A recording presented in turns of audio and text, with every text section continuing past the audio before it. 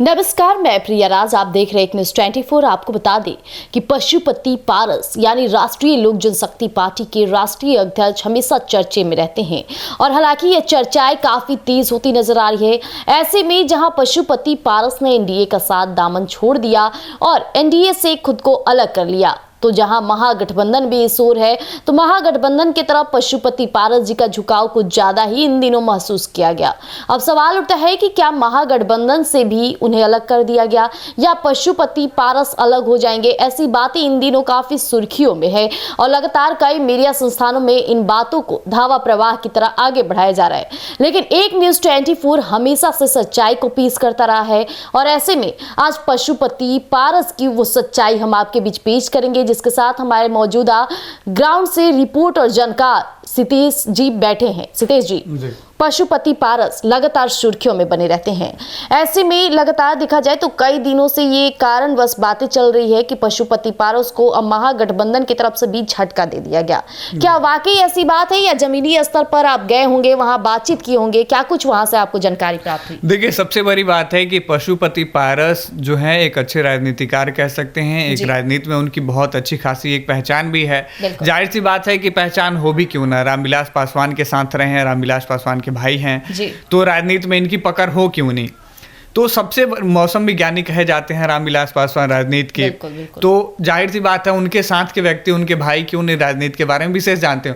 दूसरी बात यह है, आपने कही कि वो एनडीए से नाता तोड़ चुके हैं, तो आपको एक बात याद होगा पशुपति पारस का, उन्होंने एक बयान दिया था कि मुझे सब कुछ मंजूर है लेकिन चिराग पासवान जहां रहेंगे वहां गठबंधन मंजूर नहीं है। तो ये बातें तो थी ही एनडीए को लेकर। इसके अलावा एनडीए ने जिस तरीके से लोकसभा में इन्हें दरकिनार किया, तो ये भी चीजें इनके मन में कहीं ना कहीं खटक रही थी। अब बात आई महागठबंधन की।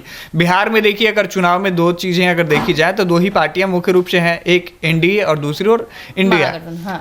तो अगर इस तरीके से अभी जो है पशुपति पारस तो एनडीए से साफ तौर पे अब अलग हो ही चुके हैं। इन्होंने पुष्टि भी कर दी औपचारिक रूप से कि अब एनडीए से हमारा कोई नाता नहीं रहा है। बिल्कुल। तो अब बचा महागठबंधन। महागठबंधन को लेकर लगातार ये लालू यादव से इनकी नजदीकियां बढ़ रही हैं। बीच में इन्होंने कई बार तस्वीरें भी साझा की, कभी तेजस्वी यादव से इन्होंने मुलाकात की। अब जो है लगातार जितनी राजनीतिक पार्टियां हैं, चाहे छोटी हो चाहे बड़ी राजनीतिक पार्टियां हों, वो बिहार विधानसभा चुनाव को लेकर जो है वो ग्राउंड सर्वे में लगी हुई हैं, अपनी अपनी दांवपेच लगाना शुरू कर दी हैं। यानी साफ तौर पे कहा जाए तो एक शक्ति प्रदर्शन का जो समय है वो अब आ चुका है, जिसमें जितना बाहुबल, जिसमें जितना दम, जिस तरीके से जनता को लुभा सकता है वो अपने तरीके से लुभा सकता है। लेकिन सितेश जी, ऐसे में जहां देखा गया था कि एनडीए की तरफ भी उनका झुकाव था, ऐसा नहीं है। कई बार चिराग पासवान को एनडीए के नेताओं ने अपने साइड किया तो पशुपति पारस को दरकिनार किया। वैसे में जब चिराग पासवान नाराज चल रहे थे, बीजेपी के तमाम फैसलों पर अपनी नाराजगी जता रहे थे, तब भी एनडीए ने दांवपेच खेला था और पशुपति पारस को बड़ी बड़ी सीटें देने के वादे किए थे, लेकिन इसके बाद से वो वादे तोड़ते नजर आए। अब ऐसे में देखा गया कि जहां मकर संक्रांति का हर जगह कार्यक्रम चल रहा था तो पशुपति पारस ने भी भव्य आयोजन किया था, जिस दौरान लालू प्रसाद आए थे और ये तस्वीरें ब्याह हुई थी। इसके बाद से चर्चाएं हो गई कि अब पशुपति पारस कहीं और जाने वाले नहीं है, महागठबंधन के साथ दोनों मजबूती के साथ चुनाव लड़ेंगे।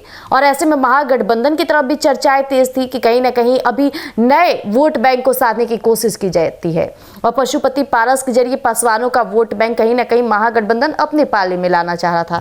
तो आखिरकार ये सब की रणनीति अभी भी तैयार है या फिर कुछ बदलाव हो रहे हैं? देखिए, सबसे बड़ी बात है कि अगर चिराग पासवान के अगर वोट बैंक को कोई प्रभावित कर सकता है तो वो पशुपति पारस है। इस चीज को महागठबंधन भली भांति जानती है। अगर मान के चलिए कि अगर दोनों एक रहते यानी एनडीए में रहते तो हो सकता था कि जो एक दो वोट इधर उधर होने वाले थे वो भी वोट एनडीए के खेमे में जाता।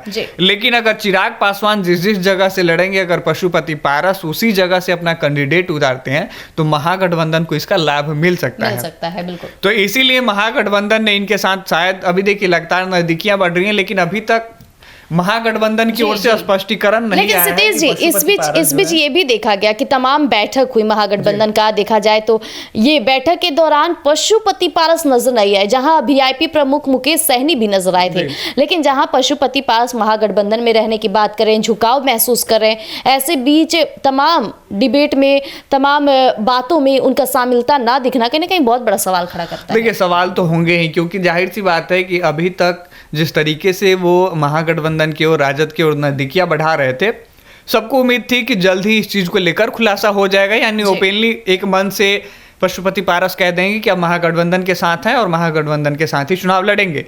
लेकिन अभी तक पशुपति पारस इस चीज को कन्फेस नहीं कर पाए हैं और क्लियर नहीं कर पाए हैं।